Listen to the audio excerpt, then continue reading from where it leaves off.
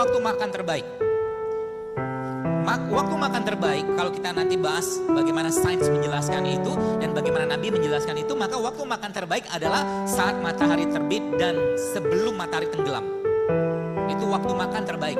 Artinya di situ diberikan kelapangan oleh Allah Subhanahu wa taala untuk kita makan, ya. Wakulu wasrobu wala tusibu, tapi jangan berlebihan kata Allah. Itu konsep awalnya, ya. Jadi kan kita judulnya kan jurus sehat setelah Ramadan, setelah Syawal kan gitu kan. Jadi mudah-mudahan tipsnya bisa Anda pakai nanti sehingga Anda tahu ternyata ngobatin penyakit itu gampang banget kalau punya penyakit. Fix your food. Fix your food, benerin makanannya, nanti penyakitnya bisa hilang.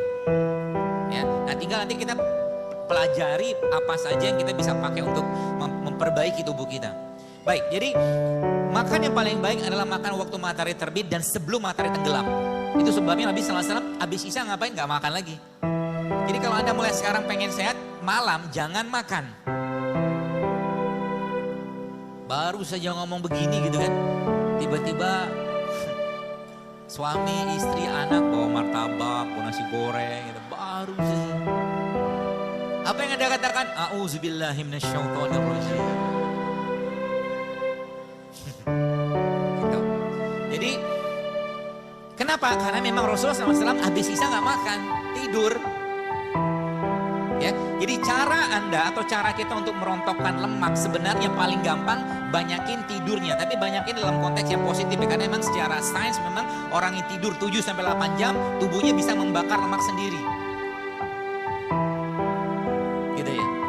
Makanya waktu pagi, jadi waktu kita tidur itu kan waktu kita tidur, itu tuh kita ngapain sih? Puasa.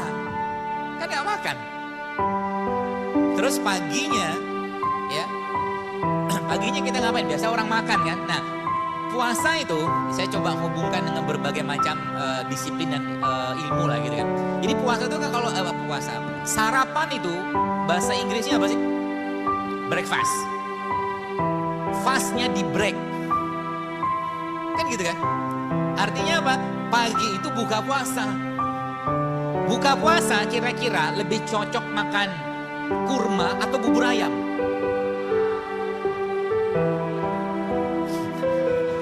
Pengennya kurma dok, tapi kenyataannya bubur ayam.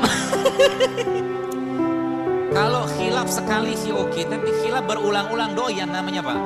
Khilafnya istiqomah dok.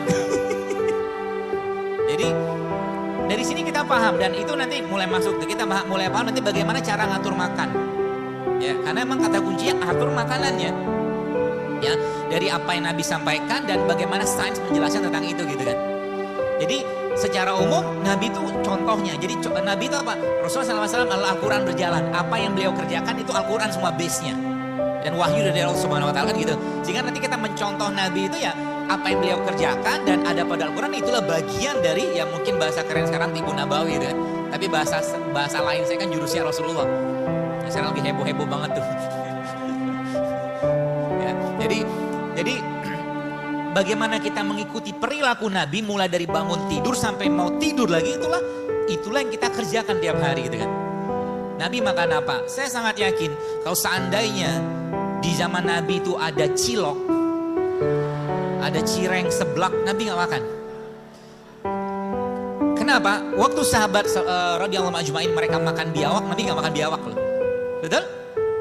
Boleh nggak biawak? Boleh, tapi Nabi nggak makan karena yang namanya Nabi itu makannya pasti benar, pasti bagus gitu kan, the best lah gitu kan. Nah kita kan bisa contoh, mungkin tidak semua karena kita juga ya nggak usah bicara kita bukan Nabi, kita nyontoh sahabat itu udah luar biasa gitu kan. Jadi intinya apa yang kita bisa contoh aja. Contoh mungkin Nabi rambutnya kan sampai ke bahu kan gitu. Bisa nggak kita contoh? Ya kalau misalkan kita bawaannya dari dulu memang botak, ya mau contoh apa gitu kan? Gak usah pakai implan rambut, gak usah. Tapi yang bisa kita contoh misalkan Nabi six pack gitu kan. Kalau bahasa hadis itu kan perut Nabi itu kan seperti batu bersusun. Jadi kalau Anda katakanlah pengen six pack, boleh nggak? Boleh, karena Nabi begini gitu kan. Gitu. Jadi istrinya kan seneng liatnya. Jangan buka aib gitulah mas. Gitu ya. Jadi perempuan juga sama lah begitu. Jadi cobalah kalau saya dengar satu ceramah gitu kan. Ada suami itu tanya, jadi kalau perempuan tuh bermake up, pasti suaminya tanya mau kemana gitu kan. Jarang dia make up untuk suaminya gitu kan.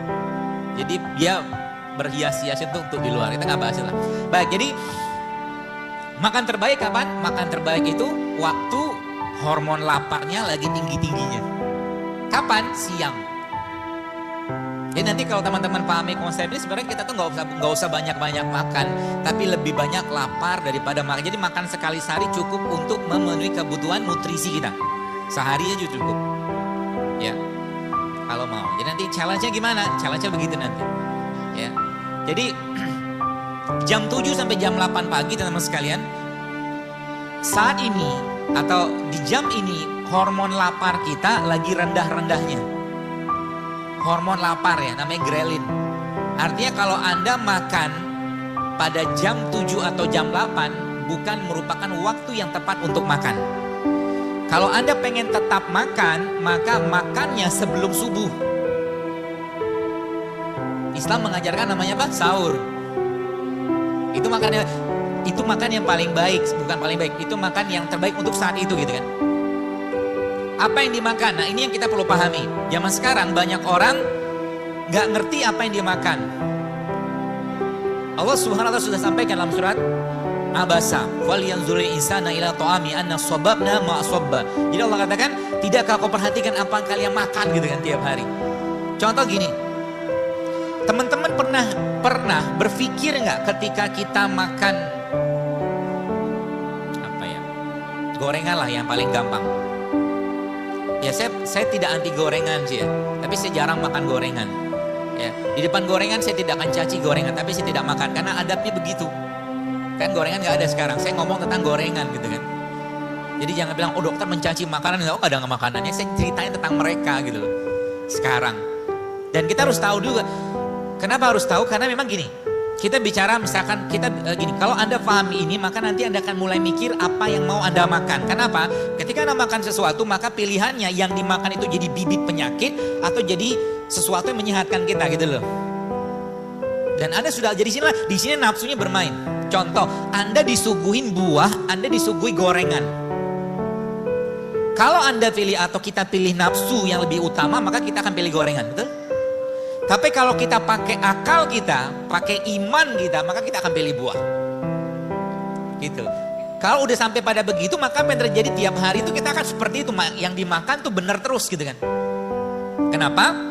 Karena kemarin ada teman yang nge-WA saya. 10 tahun yang lalu, saya sudah pernah tulis di Twitter, zaman Twitter. Saya bilang, suatu hari kelak, suatu hari kelak Indonesia ini akan kebanjiran autoimun. Kalau pola makan masih kayak begini, ternyata benar sekarang. Autoimun kan luar biasa sekarang. Lupus lah, rematik lah, banyak banget. Gara-gara apa? Gara-gara orang nggak ngerti apa yang dia makan. Orang kampung zaman dulu nggak ngerti sosis, Pak. Betul? Orang kampung dulu nggak ngerti nugget loh. Orang kampung dulu nggak ngerti makanan atau minuman kemasan. Mereka minumnya air kelapa, kan gitu. Tapi sekarang yang dimakan mereka apa? Sebagian besar sudah kemasan semua. Kata kunci pertama mulai sekarang, avoid processed food. Jadi kalau Anda mau sehat mulai sekarang, hindari semua makanan yang diolah.